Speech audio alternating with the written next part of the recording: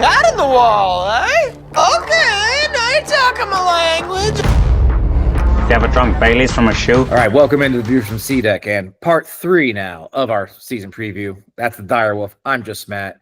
Make sure you're subscribing so that you can catch all of this great content and all of our soon-to-be belligerent predictions here as I get to lay a bunch of 100% smackdown. We're winning for sure on Casey Dyer's dome here, while he says, no, it's not 100%. It's over 100%, man.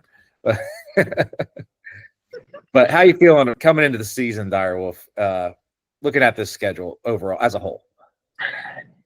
You know, the schedule as a whole seems it's actually pretty damn tough over I agree. front to back compared to recent years. Like there's obviously a handful of gimmies, but I mean there's probably 4 or 5 games that we should definitely win, but definitely worry me a little bit. Like I'm not going to be above 70% on probably 5 games. So I see 2 losses potentially on the schedule for sure. And we can't lose more than 2 to guarantee a playoff spot. But there's probably 3 literal coin flip games. And that I wouldn't say that in years past. Man, yeah, you would not say that. Mr. Scarlet Colored Glasses. Yeah. Reining it in here. I don't like it. I don't like it at all. But I'm with you. I had 5 last year. I had 3 games that were like, I consider a toss-up game anything I'm not more than like 80% sure, because anything can happen in college football.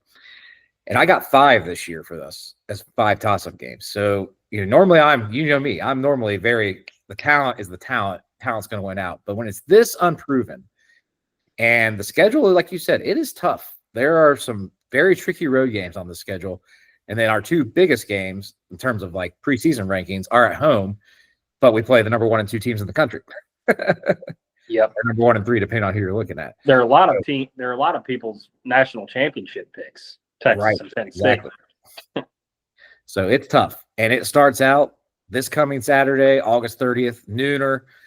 And all of our big games are also at noon, of course. All the home games anyway. Against Texas. Arch Manning, everyone's Heisman favorite. The hype machine is out of control.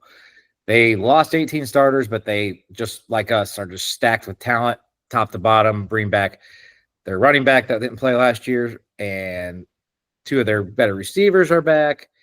D-line, they got 5 transfers in, and they have Colin Simmons, the reigning freshman of the year in the nation. So super stud Anthony Hill, top 10 pick, projected right now at linebacker. They're loaded. So where's your percentage for this game? It's got to be 50-50 at best. That's where I'm at. I'm at 50-50. This is a total coin flip game. I have no idea what's going to happen. I'm going to say 52.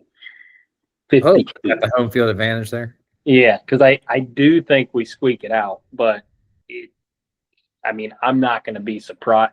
The only way I'm going to be surprised is if they kill us. That's the only outcome I'm going to be shocked about. Because if we can get to a hot start, the crowd gets into it, and we just start slinging it, I would not be shocked if we put up a bunch of points. But that's not how I expect the game to go. Scoot your ass back a little bit. There you go. Chopping off the head. You're looking bald. Yeah, I'm gonna count it as a win for now, because I just kind of got this feeling that we do pull it off, but I'm not loving it. But it's just so I don't think Arch is as good as they're saying, because I'm with Spurrier mainly. Well, I think he's with me, because I said it before he said it on the radio. I'm like, if he's this damn good, why wasn't he playing last year? And the only answer is that you think Sark's an idiot. And I don't think he is. I don't think he's a great coach, but I don't think he's an idiot offensively. There's a reason he wasn't playing, and it's because he wasn't better than Ewers, and Ewers wasn't that good. So why is he all of a sudden a number 1 overall pick, just going to shred everybody talent? And they lost their top 3 receivers, so it's not like they're bringing back a bunch of like skill guys that can make him look amazing. Now they have a lot, like the guys they have are highly recruited, top 50 overall type players like Wingo, like they can play, but it's, they lost a lot on defense too. They have really good players, but the guy like Hero Canoe, who they stole from us, that's not a loss to me. Like, Yeah. depth-wise, but he wasn't going to threaten to start here. No. So I don't see how that's like a huge addition. They're just automatically assuming that they brought these guys in, that they're going to be awesome. It's a new system for them though on defense. I don't know. I don't see it being, I think we can win the game because being at home, talent for talent, we match up fine. And I don't think Arch is that good. The other thing is, to me, all the pressure's on them. Like, we're reigning national champs. We're at home. Like, Sarkisian's starting to get that Ryan Day moniker where it's like, can he win the big game? I mean, I think he should have the James Franklin moniker. Yeah. I mean, he even in the playoffs, they should have lost to Arizona State. They almost blew that game. They shouldn't have won it. They lose to us. They lose to Georgia twice last year. I mean, what have they? They're always. I mean, he's brought them back for sure. Texas is back. I will give him that. But what have they actually won since they've been back? They win all the games they're supposed to win, and then they get in these talented games and they piss down their legs. Who does that sound like? You're right. You're right. It sounds. I mean, seriously, their best win last year was Texas A&M in the regular season. Yep, it was not that good. They got a great schedule from the SEC, and then the playoff they played the two lowest teams. The teams they beat were the two lowest teams in the playoff. Now they played us the best by far, and that game really came down to a yard. And Caleb Downs made a huge play, and then it got out of control for them and unraveled a little bit. It was not a 14-point game, though. That game was even Steven. But that's all his games. He finds ways, just like our Penn State games are like that always. Yeah. Even though we're a better team, not always like that. Sometimes we outgain them by a mile and still ends up being close. They end up being close, and they find ways to lose. We find ways to win. That's what he's doing. They're going to have to overcome that. I think that should be more of a story than it is. Like Stark, they do not win these games. They just don't. Yeah, I know, but he, for some reason, gets this big attention that he's this great coach. Which I'm not saying he's a bad coach, but you can't lump him in with the best of the best when he hasn't really won any tough games. There were people that had him above Day going into last year. I'm like, that's nonsense. That's nonsense. All right. After that, though, a little reprieve. Back-to-back games. First against the Fighting Eddie Robinsons, the Grambling State. 3:30 game on Big Ten Network. Going to be probably – well, actually, the weather's getting cool here in Ohio early, so probably not hot as balls. That's a 100%er right there. That's an FCS team. No reason we should be competitive besides us. Maybe the first half is because we're having the letdown game after Texas. But there's no chance, not much to talk about for this one. I heard a nice little tidbit about this game, and now I can't even remember, so it's going to make it less of a tidbit. But who was it supposed to be that backed out? West Virginia or something, maybe? Or I can't remember. UConn? It was like somebody crappy. They backed out, and I heard on the radio, Paul Keel said they were literally the only team available to play in this slot between FBS and FCS. So they scheduled them. This paid, is what you're telling me. They're getting paid for this game. Yes, and this is going to make history. It's my first 100%. I'm going to do it. Well, what about the next week, Saturday the 13th, night game in the shoe against the rivals, the Brutus Buckeye haters from OU. I know if you're an Ohio State fan and you know OU fans, they hate Ohio State. The ones that aren't Ohio State fans that go to OU because they think we take it too seriously. Time to take it serious all over their ass. 100%. OU's got no chance in that game. Although they should be a better team in the MAC. I'm going to break it. I'm going to lower it to 99. 99. All right. Then the team where everyone's undefeated against bye. This is where it gets interesting. It's my first toss-up game at Washington, coming off the bye, September 27th. And you're like, Washington wasn't that good last year. What you talking about, just Matt? I'm like, well, I think Jedd Fisch is a good coach. They have a really good quarterback who's very athletic. And I'll say this. If Arch does torch us on the ground, which he's capable of, he has the athleticism. If he torches us on the ground week one, I'm going to be extremely worried about this game. Because also it's coming off the bye. We have not been that great coming off byes in general under Ryan Day. And that's an easy letdown game. You know, like there's not much in front of it. It's not much behind it, so you're not necessarily focusing on it. And it's across the country, having to go all the way across the country, which we've seen teams struggle in these scenarios. I expect it to be a night game as well, just because of where it's located, and they're not going to make it big noon. Could be a 3:30 kick, but I doubt it. I think it's night game. So I'm putting this around 70%. We're still more talented across the board, but I think Washington is. If they didn't have, they have a very difficult schedule. They play us and Oregon at Michigan, I believe. They got Illinois too. So they basically play like the top 4 teams in the preseason rankings.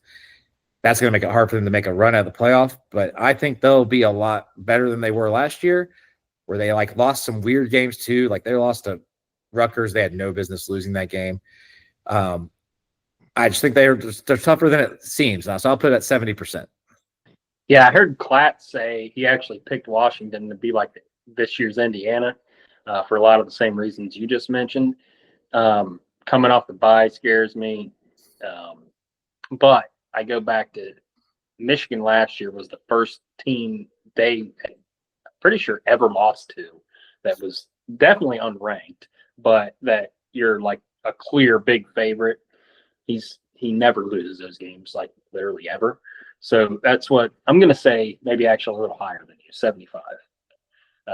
Like I think it could be a close game, give us a little scare, kind of like Nebraska maybe last year. Hopefully not that big of a scare because that one was very uneasy. Yes. It was off the bye. Yeah. But that's kind of the vibe I'm getting in this. Like they'll keep it close and they're just going to be annoying that type of game. But then I don't actually see us losing it. So I'm making it pretty high, 75. There's one though. There's going to be a Casey special. This is the week after that. They go to Maryland. Say they play us close, which I think they will, and maybe even beat us. Who knows? Mm-hmm. And they go to Maryland. Oh, bet the farm on Maryland. Take the points with Maryland. Maryland's probably dogs. Take the points. Cross country, and it's after you play us. Oh, that's just like lights up pointing. Yes. This game's let down. This game's let down. Make sure we remember that. Yes. All right. Our next game, though, shouldn't be let down. At home for homecoming against Minnesota. No time announced yet, but traditionally the homecoming game is a nooner as well. I think Minnesota could be a dark horse this year to at least win like 10 games. They have a really good schedule besides playing us in Oregon. Other than that, though, it kind of sets up nicely for them, except they also always lose to Iowa for some reason by like a lot. But on paper, they have maybe the third best defense behind us and Penn State in the conference. Corey Parrish is a really good safety. I'll still say 90% though, but not as high as it would be. But I think this is like a very tricky stretch here. We got Washington, Minnesota. That they're sandwiched between at Washington and at Illinois. 2 games that could get our attention a little more. So it could be a little bit of a sneaky trap game. Probably not. And we've destroyed them here. We've had closer games on the road, but destroyed them here. So I'll say 90%.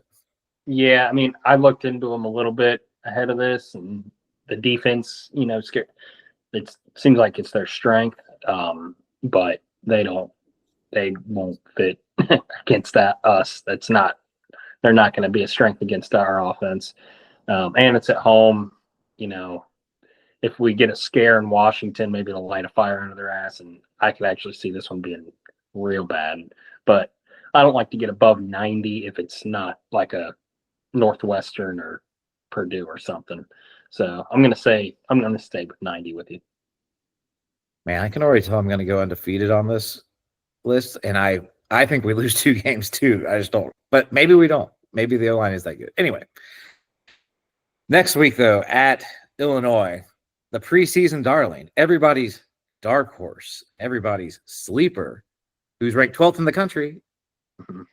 They're not a sleeper. Stop saying that. They're not a sleeper. If they're everybody's sleeper, they're nobody's sleeping on. Just stop it. Just stop it. I read that again in an 11 Warriors article. Oh, it's the sleeper. I'm like, no, they are not. Yeah.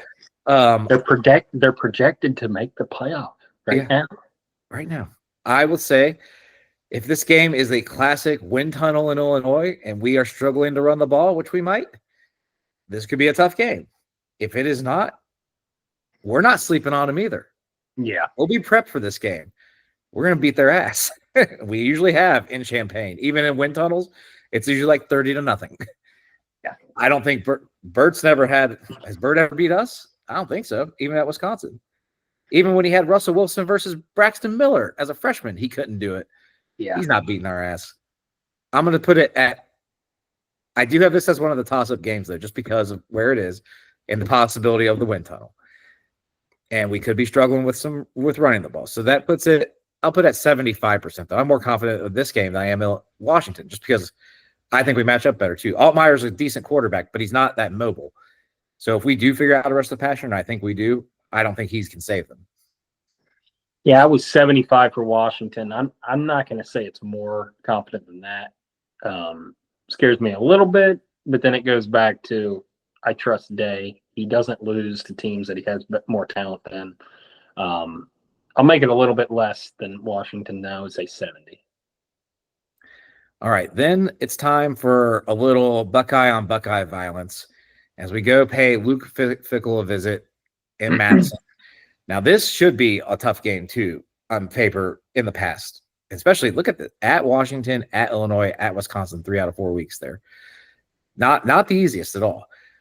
But Wisconsin plays a brutal schedule. They could be already falling apart and getting ready to quit on. Fickell could be a dead man walking before that game even occurs. Let me see where I know they played Bama in the non-conference early. They play like 7 of the top 9 teams last year. They're at Bama, at Michigan, home against Iowa before they play us. That could be 3 losses. They could be sitting at 3-3, and it's pretty much over for them already. You know, it could be a night game in Madison. They gave Oregon all they could handle last year in a night game, 16-13. I forgot about Our that. offense just couldn't un-F itself to get down there and score at the end. I'm still going to put this at like 90% though, because they just haven't been that good under Fickell. They haven't been able to. They tried to change identity to make themselves competitive on a national level, and it's made them worse. Yeah, I mean, the main reason this isn't like a 95, 99% for me, because I just don't think they got it this year. But the main reason is because that brutal stretch, all those road games in a row against above average teams could wear on you, but percentage that will actually lose can't be more than 15%. So I'm going to say like 85. That's where I had it too. See, we're 2 smart guys here. Yeah. 2 smart guys with dumb opinions. Then we play bye again. Woo, thank God. So we and Penn State share this one. The bye. Pulling the old SEC, Bama, LSU move. First weekend in November, coming off a bye. The Nittany Lions coming here could be 1 versus 2. If we do beat if we do beat Texas and they are able to beat Oregon at the end of September, very good chance it is 1 versus 2 in the country in early November. This is a game that's always closer than it feels like it should be. And this is Penn State's year. They've done what we and Michigan just did, which is bring everybody back for one last shot at it. Tons of talent. You know, Drew Allers, their 5-star quarterback, senior, started a million games. Wasn't good in any big ones last year, though. They got 2 really good running backs like we brought back last year. But they haven't been able to run against us. They bring back a lot of good alignment, one of the best guards in the conference, one of the best DNs in the conference on the other side. They have like all conference players at every level. On the defensive side of the ball, everything says they should be really good. And, you know, if we do trip in a couple of these tougher games, maybe we're underdogs coming to this game. But James Franklin's still the coach. Drew Allers the quarterback. Also, Jim Knowles is there, and that's probably going to be almost worrisome that it's a revenge game because how they can get into his feelings sometime. But maybe Hartline's like, I hated that son of a bitch while he's here, and I'm just going to stomp him all over the yard. I'm going to say 60% because it's in the shoe and because we just own them, even though they're a really good team. Because of Knowles, I'm very worried about this game because I did not like how he left. It was such a strange thing. And I think he is legit, like one of the best defensive minds I can ever remember in college football, to be honest. He just seems to get it. But it did take him. It takes him till year 3 usually to really start clicking. Yeah. But it makes me a little worried. And I do think they are legit. For the first time, I'm going to make it less than 50. Oh, for this at home. I am worried. 45%. I think we beat Texas, and we're on a little bit of a streak. And then that after bye shit, always makes me nervous with Day. And I think they are the toughest opponent that we have on the schedule. Well, except for maybe one. That other one is just tougher in our heads than it is on paper. Yeah. You're right though that Knowles versus Heartline could be a massive mismatch against us. It could be. Yeah. Now Day's obviously helping Heartline a lot, and as well as he knows Day offense, Day knows his defense. He knows what he wants to do.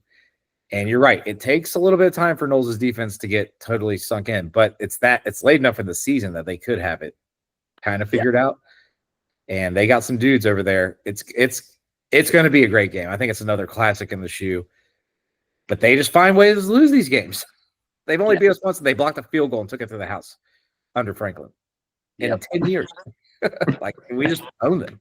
The way that last game of the feels to us, and it's in our head, this has to be in their head at this point. But they just find ways to lose to us. But maybe they figure it out this year.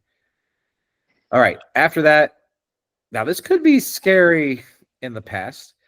Going to West Lafayette in November after a big game, letdown city, and the way they've beaten us 3 times there in the last 6-9 games, which on paper they should never ever come close to beating us, because Purdue is bad and they keep having to hit the reset button on coaches. It has not worked out. We decimated them last year.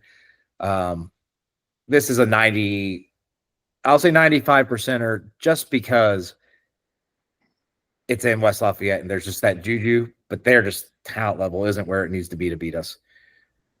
I was going to say 99. This is another almost just guaranteed. That would probably be like a 40-point spread game, maybe. Maybe not 40, but 30. Yeah.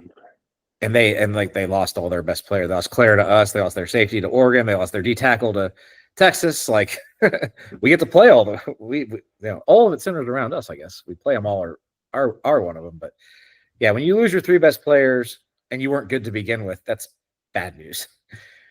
The next week, back home for a couple games before that big game you were talking about at the end. UCLA, first time playing us as a member of the Big Ten.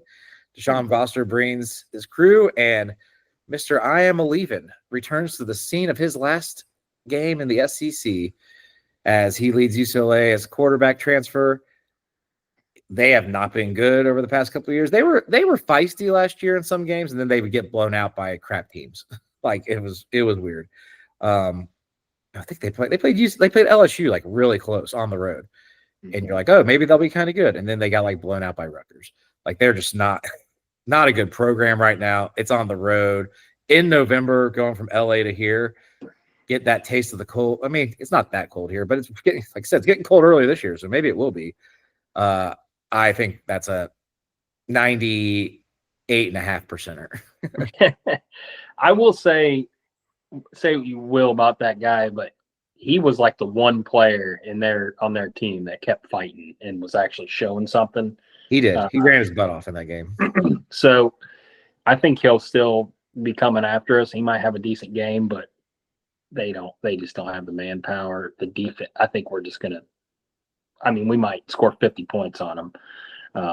So I'm going to give that another 99. All right. We're pretty close on that one. Then we get Rutgers at home. Now, Rutgers, they're an interesting team because in terms of returning production, plus transfers that come in with starting experience, they're top in the conference. Illinois has the most returning production, but they're second. And then they have guys with 116 total starts coming in at transfer. So you would think, oh, pretty good. But their schedule might be more brutal than Wisconsin's, except for they don't have Bama in the non-conference to add it in there. Let me open it real quick here. Because I was trying to find the sleeper team for our sleeper podcast. I was like, oh, Rutgers has all this return. I'm like, oh, never mind. Yeah, they play Ohio first, so we get a preview. Here's their Big Ten schedule, though. Iowa at home, at Minnesota, at Washington, versus Oregon, at Purdue W, at Illinois, at Ohio State, versus Penn State. They play everybody. Oh, my God. So they're going to be fighting for a bowl. Right.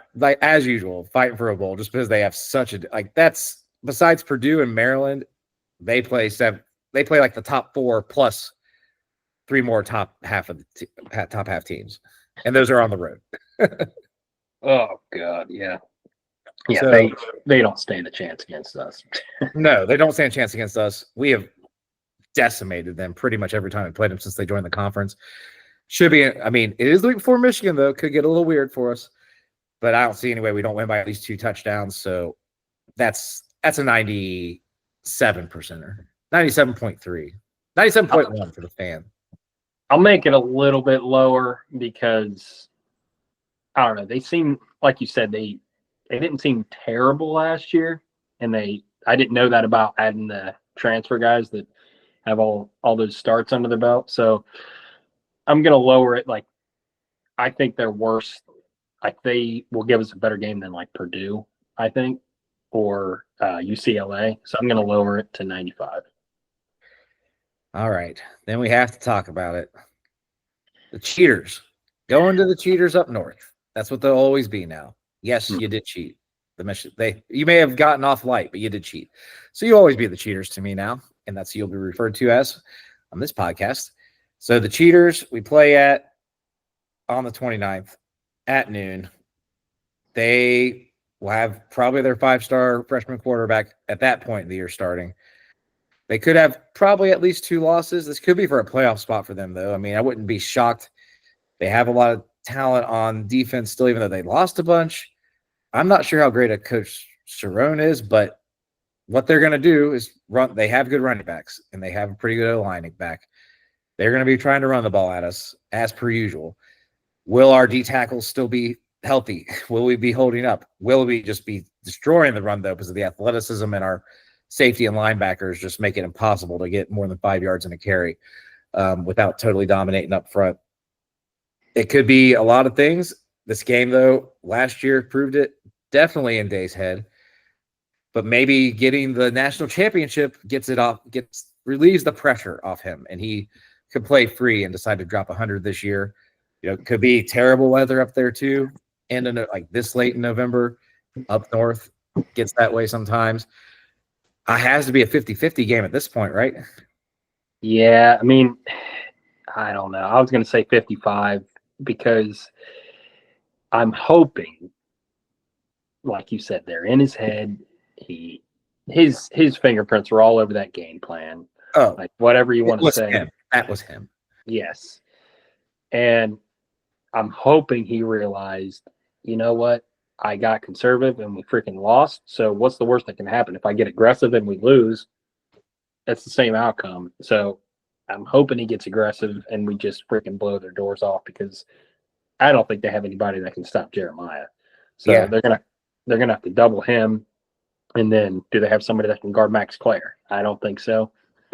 1-on-1. Of course, that's a long ways away, so it's very difficult to say. But I'm going to say he finally gets that monkey off his back, and we get to 55. 55% is why I'm leaning that way. Okay, man, this is amazing. So cheapest ticket right now for Texas, which is this Saturday, less than a week from now. It was like 400 or 370 or something. 370. Yeah. Guess what the cheapest ticket is at Scum right now? Oh God, that's going to be a hot ticket. I don't know. 500. 519. Oh. Unbelievable. 1 versus 2 is cheaper. I think This there is what might this be. game means. This is what it means. They're gonna have to have like extra cops there or something. Like, can you imagine, like, if you and me were there and they start talking about, the fans start talking about they didn't cheat and the title's legit, and how pissed off we would get. Oh, I mean, God. you just have to be dismissive of it. That's what we said on the podcast when we did address that, is like, you just have to be dismissive of them as a program now. They don't want to be serious about, Yeah. they don't care about the integrity, so why should I care about them? Yeah. That's just how I feel about it. So, But that's easier said than done. I don't think I can keep that. See, you just got to figure out what needles them. And I think this needles them. I think it does. Because they're taking the victory lap. They didn't get punished, but I think they wanted people to just like move past it. Just don't move past it. Just say, no, you're just cheaters. I don't care. Hopefully we can beat you, but you probably cheated to win again. So I mean, you did it once. Why wouldn't you do it again? Yeah, that's probably the right strategy. Yeah. But so 12-0. Well, no, I have 2 50-50 games, so I have to put a loss in. God, I don't want I'd rather put it against Texas than them. So I'll say at 11-1, and we get to the Big Ten championship. Then probably a rematch with Penn State. That's I've seen some interesting predictions in general, but that's playoff team for sure. I really think we're a playoff team. 10-2 probably gets us in because we'll have at least one good win there, or several like solid wins and no bad losses. As long as we're not getting blown out by anybody, we should be in at 10-2. 9-3. People keep saying that's going to get us in. I'm like, it wouldn't have got us in last year. It didn't get Bama in.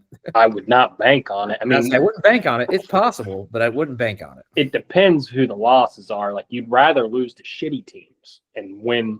Yes. Like, if we beat Texas and then slip up against Washington and then like lose to Illinois, but we beat Penn State and then lose to scum, we're probably in. We're in. But if we lose to Texas, Penn State, scum, we're not in. Maybe. Depends on, maybe Illinois is as good as they all say, and Yeah. they go 10-2, and we got that win over them, and it's like Illinois or Indiana last year. Get like a weird top 10 win. Yeah. It doesn't really feel like a top 10 win, but it's good enough to boost the resume for all the metrics, and you're in with ease. Mm-hmm.